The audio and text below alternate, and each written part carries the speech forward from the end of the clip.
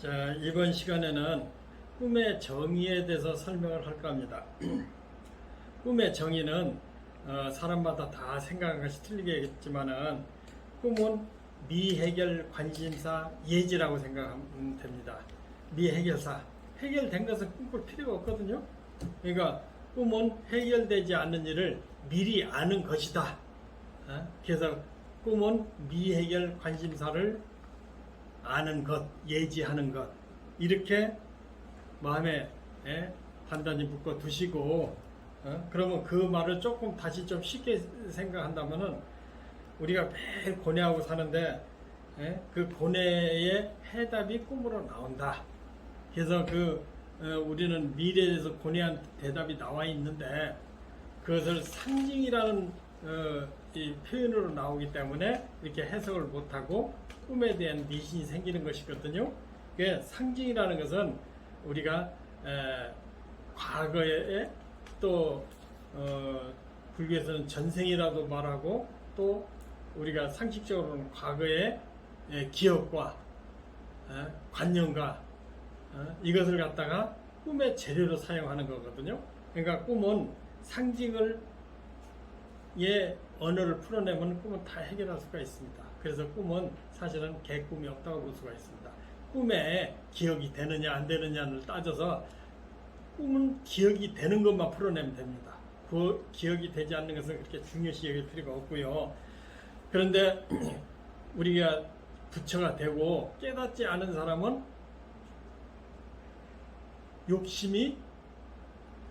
많이 욕심으로 가지고 더불어 살지요. 그 탐욕으로 살고 있습니다. 그러나 성인이 되고 깨달은 자는 욕심이 없어요. 그러니까 추구하고자 하는 것이 없지요. 추구하는 것을 욕심이라고 하잖아요. 하고자 하는데 다 마음 심자를 붙이면 욕심이라고 그러는데, 우리 중생들은 무언가 내일을 위해서 또 권력과 명예와 또 이익을 위해서 계속 욕심을 부리고 사는데 깨달은 자는 욕심이 없고 그냥 세상을 알지요. 그래서 남방불교, 그러니까 미얀마나 태국이나 이쪽에서 믿는 불교는 최고의 단계를 깨달음을 이르러서 아라한이 되는 것을 가장 큰 목적으로 삼습니다. 아라한은 욕망이 끊어진 자, 그러니까 다시 태어나지 않는 자, 다시 태어날 필요가 없어요. 깨달았기 때문에. 그러니까 욕심이 끊어진 상태를 아라한이라고 하죠. 근데 우리는 중생이기 때문에 미래를 추구하고 살고 미래의 희망을 갖고 살기 때문에 미래의 나를 이익되게 살기 때문에 꿈을 꾸는데 그것을 갖다가 상징이라고 이렇게 표현합니다. 어떤 스님이 출가한 지 얼마 안 됐는데 열심히 기도를 해서 도를 이루고자 했는데 기도를 열심히 하는 도중에 하루는 꿈을 꿨는데 산신령이 나타나서 너의 생식기를 잘라야 너는 큰 공부를 할 수 있고 도를 이룰 수 있다는 말을 듣고 이 스님은 정말로 생식기를 자른 그런 일화가 있습니다. 근데 꿈 해몽의 원칙으로 볼 적에는 산신령이 어디 따로 있겠어요? 산신령은 거기 큰 스님이나 선지식을 얘기하는데 선지식이 너 음욕을 끊어야 큰 도를 이룰 수 있고 공부가 잘 되는 것이다. 이런 조언을 들었을 걸로 생각하는데 이 스님은 그런 꿈의 상식을 몰라가지고 정말로 생식기를 잘라서 이렇게 크게 후회한 그런 사건이 있었거든요. 또 이런 것을 갖다가 상징의 해석이 잘못됐다 이렇게 표현할 수가 있습니다. 또 대부분 사람이 죽을 병이 들었다든지 죽을 만큼 위험했다든지 그러면은 저승사자가 꿈에 나타나는 경우가 굉장히 많습니다. 어떤 부인이 꿈을 꿨는데 아침에 저승사자가 문 앞에 딱 서 있는 꿈을 꾸고서는 깜짝 놀라서 깼는데 그날따라 남편이 골프 치러 가기로 했는데 자기 보고 부인 보고 대신 가라고 해서 그 꿈이 불길해서 안 가려고 했는데 남편의 사정해서 골프공을 치러 갔어요. 갔는데 그 공에 맞아가지고 갑자기 그 병원의 응급실에 실려간 일이 있었거든요. 그런 것이 그 저승사자의 상징이거든요. 근데 저승사자가 나타나는 것은 죽을 만큼 위험한 상태를 말합니다. 예를 들어서 저승사자가 잠깐 비쳤다. 그러면 잠깐 죽을 뻔하다가 말았다. 저승사자가 문 앞에 쳐다봤다. 그럼 아픈 것이 오래간다. 죽을 뻔하는 아픔이 오래간다. 근데 환자가 또 저승사자를 따라갔다면 그럼 죽음에 이를 수도 있습니다. 그러니까 우리가 꿈을 해석할 때 그 꿈꾸는 사람의 나이와 직업과 또 그 사람이 어떤 환경에 있는가를 잘 봐가지고 꿈을 해석해야 되는데요. 예를 들어서 아주 중병이 걸린 사람이 저승사자를 따라간다든지 또 속된 말로 무슨 그 강을 건너간다든지 멀리 사라진다든지 하면은 그건 정말 죽는 꿈일 수가 있어요. 그러나 저승사자가 잠깐 비친다든지 하면은 죽을 뻔하다가 말았다는 등 또 저승사자가 문 앞에 있어서 아까처럼 노려봤다든지 그러면 아픔이 한참 갈 수도 있습니다. 그와 같이 저승사자는 죽음을 상징하는 그런 상징이지 그게 무슨 진짜로 저승사자가 있는 것은 아니고요. 서양 사람들은 한국 사람처럼 저승사자가 삿가 쓰고 온다든지 또 갓을 쓰고 검은 옷을 입고 온다는 게 아니고 그 나라 풍습에 따라서 저승사자가 나타나거든요. 그러니까 꿈의 해몽에 대해서는 그렇게 상징을 더 중요시 봐야지 나라마다 꿈 해석은 조금씩 다를 수가 있습니다. 다만 그 옷이라든지 또 풍습에 따라서 달라질 수가 있죠. 또 복권 당첨자 대부분 조상 꿈을 꾸고서는 복권에 당첨된 사람이 굉장히 많습니다. 근데 뭐 여러 가지 딴 걸로 꿈을 꿔서 복권 당첨된 수도 있지만은 주로 복권이나 로또는 요즘 로또는 액수도 상당히 크더라고요. 그런데 만약에 집안을 말아먹은 조상, 아버지나 뭐 할아버지나 또 옛날에 집안을 말아먹은 조상이 나타났다. 술 먹고 바람을 피고 해서 집안을 말아먹은 조상이 나타났다 한다면은 그 집안은 망할 징조다. 이렇게 상징의 표현이 됩니다. 그런 경우에는 집안 망할 수 있는 그런 대비를 세워야 된다고 볼 수 있고, 집안을 크게 발전시킨 조상이 나타났다. 그럼 그야말로 집안이 크게 일어날 징조이니 로또도 되고 또 집안이 출세도 하는 사람도 나오고 발전될 수 있는 것이 이런 것을 갖다 상징이라고 할 수 있습니다. 그래서 꿈은 다 미해결 관심사를 예지하는 것이 꿈이고 또 그 꿈을 해석하는 데는 상징의 언어를 잘 표현해야 되는데 상징의 언어는 과거의 기억을 갖다가 빌려서 미래를 표현하는 것이다. 이렇게 정의를 내리면 되겠습니다. 그런데 사람들은 물론 부처님 공부를 해서 뭐 겨울이 와도 여름이 와도 봄이 와도 초연하게 살 수 있고 또 고통을 자기가 이겨낼 수 있다고 또 좋은 일 나쁜 일 상관없이 자기가 잘 살 수 있다 그러면 상관이 없는데 누구든지 미래의 희망을 가지고 살고 있거든요. 그래서 미래에 좋은 일, 반가운 일, 행복한 일을 기대하고 삽니다. 그것이 미리 나타나는 것이 꿈인데요. 그러면 내가 앞으로 행복해질까 불행해질까 이런 거 알고 싶은 것이 인지상정이잖아요. 그러면 그거 모르고 사는 것보다도 알고 살면 조금 더 낫지 않을까. 불행한 일을 닥치면 거기에 당당하게 맞서 싸우고 좋은 운이 와서 또 행복한 일이 생기고 또 돈과 명예가 생겼다면은 거기에 대해서도 내가 또 좀 더 겸손하게 살고 남을 위해서 살 수 있지 않겠어요? 그런데 그걸 알지 못하면은 어떻게 해야 되느냐? 우리가 마음속에 이렇게 갖고 있는 통력을 발휘해서 미래 꿈을 꾸면 됩니다.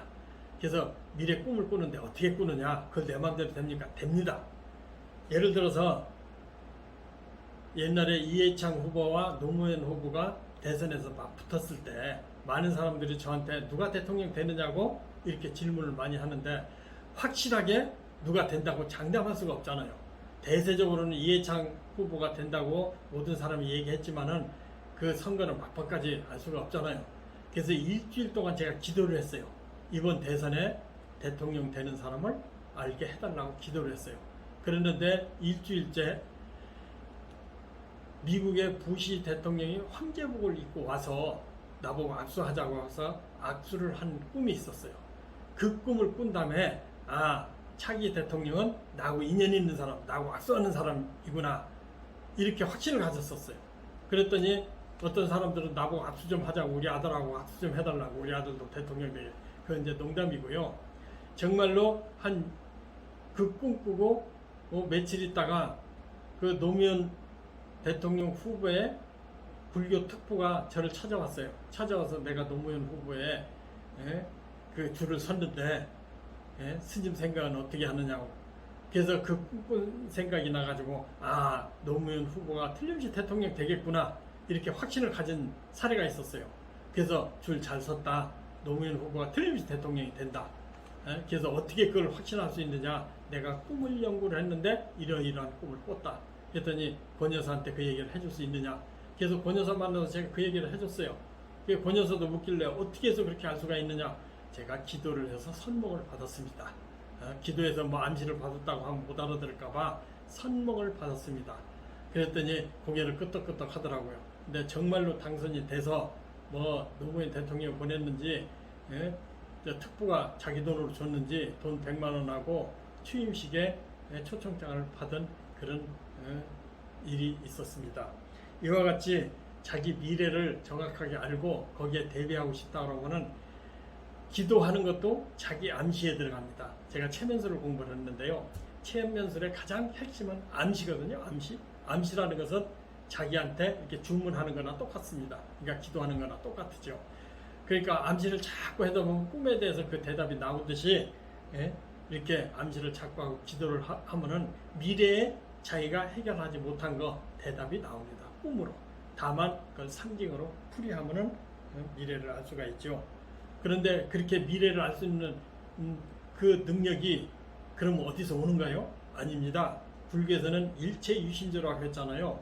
우리 마음은 우리가 이렇게 이성적인 생각을 할 수 있는 육식이 있고, 그 다음에 우리가 잠을 자고 마취를 하고 교통사고를 났어도 죽지 않고 살아있는 그런 의식이 없어도 살아있는 그 힘이 있죠. 그 잠을 자고 있는데도 의식은 없어도 꿈을 꾸고 생명을 유지하고 있잖아요. 마취를 해도 그렇고.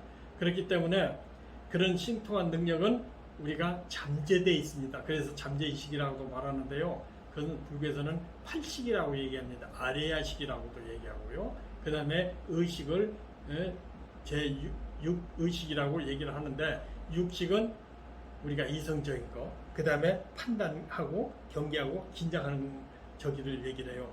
그 다음에 제8식 잠재의식은 본능과 기억 보관과 신통력이 내재가 되어 있습니다.